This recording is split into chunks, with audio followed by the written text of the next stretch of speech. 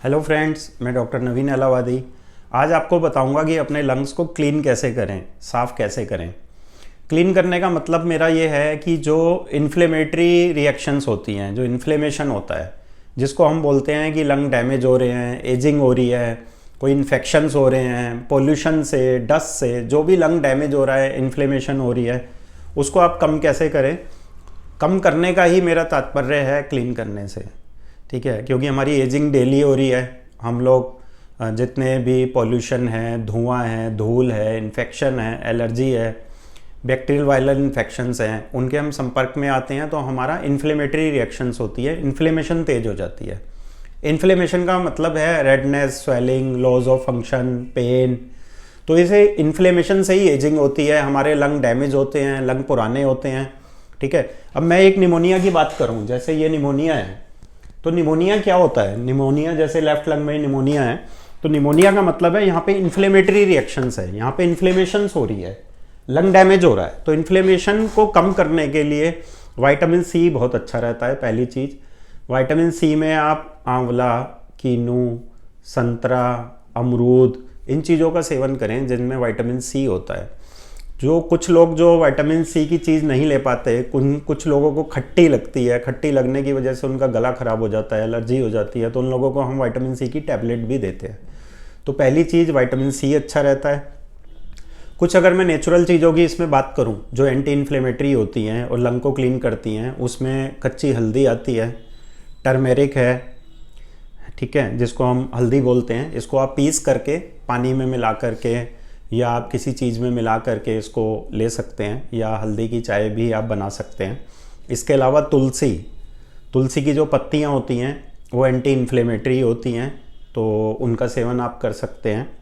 इसके अलावा आप दालचीनी, मुलट्ठी, अदरक, ये कुछ चीज़ें ऐसी होती हैं जो नेचुरल एंटी इन्फ्लेमेटरी तरीके से काम करती हैं, बॉडी को डिटॉक्स करती हैं, लंग इंजरी कम करती हैं। तो ये नेचुरल चीज़ों का सेवन आप कर सकते हैं। तीसरी चीज़, आप शुगर से दूर रहेंगे, क्योंकि जो वाइट शुगर होती है वो इन्फ्लेमेशन को बढ़ा देती है, एजिंग को बढ़ा देती है। आपने देखा होगा जो लोग शुगर बहुत ज़्यादा लेते हैं उनको ओबेसिटी हो जाती है, चेहरा उनका फूला रहता है, डायबिटीज़, हाइपरटेंशन, लाइफस्टाइल डिसऑर्डर्स तक हो जाते हैं। तो सफ़ेद चीनी तो जहर है, ऐसा आप समझिए कि अगर आप सफ़ेद चीनी ले रहे हैं या किसी को दे रहे हैं, शुगर ले रहे हैं, मिठाइयाँ खा रहे हैं, तो आप किसी को जहर ही गिफ्ट कर रहे हैं। इसको ऐसा सोचिए, तभी आप इससे बच पाएंगे। अगर आपका बहुत ज़्यादा मन कर रहा है शुगर इनटेक करने का, क्रेविंग हो रही है, तो आप केला अपने पास रख सकते हैं, बनाना। वो शुगर इनटेक को की जो क्रेविंग होती है, बनाना उसको कम करता है, और आपकी जो सेटाइटी होती है उसको सप्रेस करता है, स्टमक फुलनेस करता है। तो आप अगर 2-3 केले ले लेंगे तो कुछ घंटों तक आपका पेट भरा रहेगा। इसके अलावा जंक फूड, फास्ट फूड, मैदे के आइटम, ये सारे भी इन्फ्लेमेटरी रिएक्शंस को बढ़ाते हैं, इनका इनटेक भी आपने बंद करना है। इसके अलावा स्मोकिंग, जिसके अंदर लगभग 140 कार्सिनोजेनिक केमिकल्स होते हैं, हैवी मेटल्स होते हैं, टार होता है, निकोटीन होती है, ये हमारे लंग को डायरेक्ट इंजरी करते हैं, डायरेक्ट डैमेज करते हैं। तो इसका सेवन, इसका इंटेक बिल्कुल बंद करें। पोल्यूशन से बचने के लिए N95 मास्क का प्रयोग करें। इसके अलावा पानी आप ज़्यादा से ज़्यादा सेवन करेंगे। जूस लेंगे तो आप फ्रेश जूस लेंगे, या फिर फ्रूट आप एज ए होल लेंगे, फ्रेश लेंगे, क्योंकि जितना फ्रेश होगा उतना वो हेल्दी रहता है। उसकी जो नेचुरल प्रॉपर्टीज़ होती हैं एंटी ऑक्सीडेशन की, उसमें उतनी ज़्यादा होती हैं जितना आप नेचुरल फॉर्म में फ्रूट्स लेंगे। तो सारे फ्रूट्स अच्छे माने जाते हैं।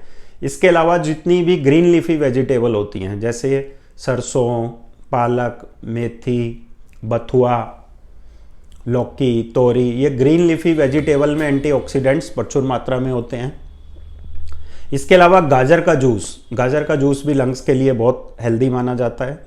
कोकोनट वाटर, नारियल पानी, और lemon juice, vitamin C rich होता है लेमन जूस, वो आप ले सकते हैं। इसके अलावा आप जैसे बहुत ज़्यादा पोल्यूशन में है तो आप स्टीम ले सकते हैं अगर आपको सूट करती है तो। स्टीम के साथ साथ नेज़ल सेलाइन स्प्रे आता है, नमक के पानी का घोल होता है, वो अपनी आप नाक में डाल सकते हैं अगर पोल्यूशन बहुत ज़्यादा है, ठीक है। तो वो नेचुरल तरीके से आपकी नोज़ को और आपका जो अपर रेस्पिरेटरी ट्रैक है उसको क्लीन करने का काम करता है। तो फ्रेंड्स, आज मैंने आपको बहुत सिंपल शब्दों में बताया कि आप अपने लंग्स को हेल्दी कैसे रखें, क्लीन कैसे रखें, उसको ऑक्सीडेंट इंजरी कैसे कम करें, उसका इन्फ्लेमेशन कैसे कम करें। अगर आपको टीबी, अस्थमा, निमोनिया या लंग्स की कोई प्रॉब्लम है तो भी आपको ये इन चीज़ों का सबका पालन करना है ताकि आप जल्दी हेल्दी हो सकें। मैं आशा करता हूँ आज का वीडियो आपको पसंद आया होगा। आप इस वीडियो को लाइक कीजिए, शेयर कीजिए और हमारे चैनल को सब्सक्राइब करके बेल आइकन प्रेस कीजिए। थैंक यू, धन्यवाद।